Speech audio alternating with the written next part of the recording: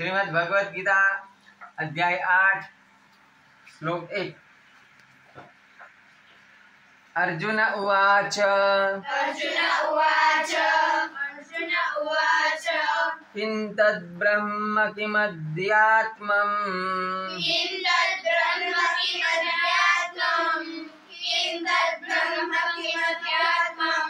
किं कर्म पुरुषोत्तम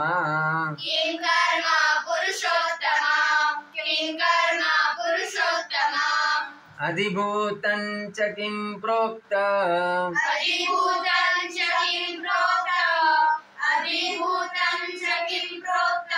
मदिदैवं किमुच्यते।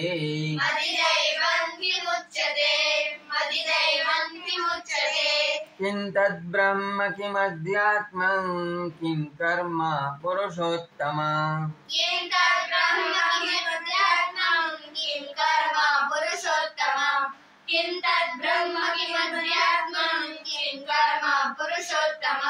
अधिभूतं च किं प्रोक्त मदिदैवं किमुच्यते।